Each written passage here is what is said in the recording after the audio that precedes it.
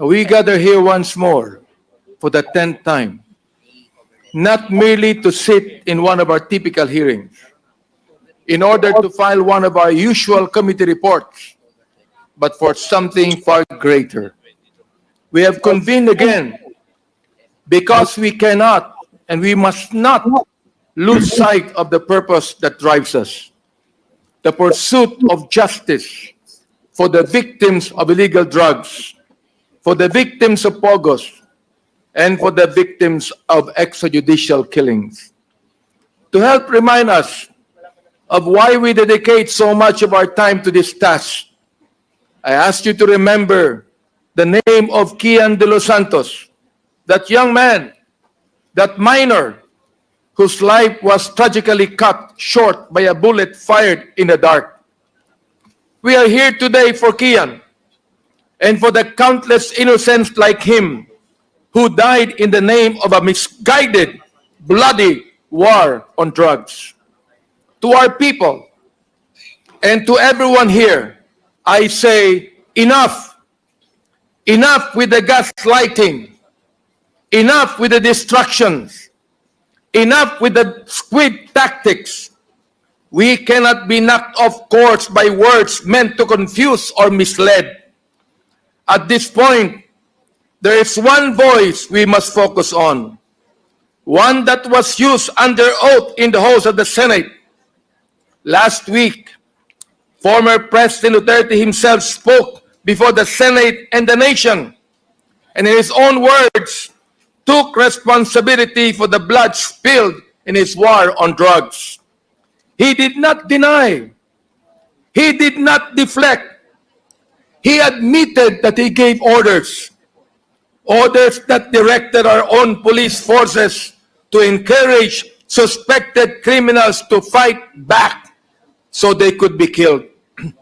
Under oath, he told us this without shame and without remorse. This was not hearsay. This was not a speculation. This was a declaration from the man himself. He went further.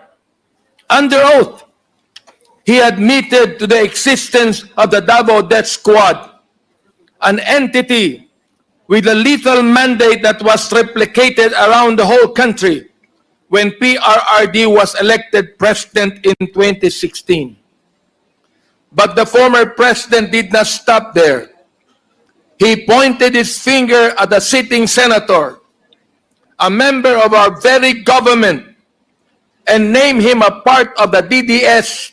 Si Bato. Not a Duterte defending senator, no, but a member of the notorious Davao Death Squad. Ano ang sinabi ni PRRD? And I quote, yung isang senador, yang nakaupo dyan, si Senator De La Rosa, Death Squad rin yan. End of quote. And now comes this familiar refrain.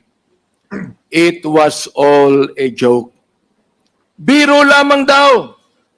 But I ask you, my friends and my colleagues, I ask you, who makes jokes under oath? Who laughs while mothers bury their sons? Correct. Who finds humor in this horror? Yari kayo, This Bato. is no laughing matter. The lives lost, the grief that lingers, the blood spilled in our streets, these are not punchlines in a cruel joke. These are lives, young innocent lives taken from us. But perhaps we should not be surprised. Perhaps we should not be shocked that this sacred issue, the sanctity of life, is treated so trivially. For we have seen time and time again how human life has been cheapened, how easily these men speak of death, how casually they wash their hands off the blood of the innocent. As Proverbs 31 verse 8 and 9 reminds us, and I quote, "Open thy mouth for the dumb in the cause of all such as are appointed to destruction. Open thy mouth, judge righteously, and plead the cause of the poor and needy. End of quote. We are commanded to raise our voices for those who cannot speak, to seek righteousness for those who have been silenced, and to demand justice for those who have suffered unjustly. This, my friends, this is why we must not falter. This is why we must not rest, why we must not turn away. We have a responsibility, not only to the victims, but to our nation. We must continue this work, unyielding, unrelenting, uncompromising. Mga kasama, we have the statement of the former president. We also have testimony and evidence that corroborates what he said under oath. Now, we must hold to account those who have perpetrated these heinous crimes. Now we must ensure that the cries of the oppressed are not drowned out by laughter, that the dignity of human life is restored, and that no one, no matter how powerful, is above the law. And as we press forward, let us remember this. We do not stand here alone. We stand with Kian. We stand with his family. We stand with a 3-year-old killed by a stray bullet in Cebu. We stand with a 9-year-old killed in Caloocan, and the death certificate showed that he died of pneumonia. We stand with a tricycle driver gunned down just because a drug lord rode in his tricycle.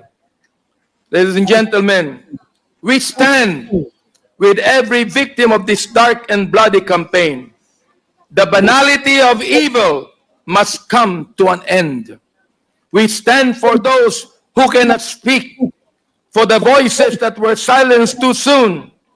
And we stand with the promise, the solemn vow, that we will do everything in our power to ensure this never happens in our country again. So with hearts full of resolve and eyes fixated on justice, let us continue this work. For if we are to be remembered, if the 19th Congress is to be remembered, let it be not for the jokes or the gaslighting, but for our dedication to the truth, our commitment to justice, and our compassion for those who suffered. Mga kaibigan, maraming salamat po sa inyo lahat.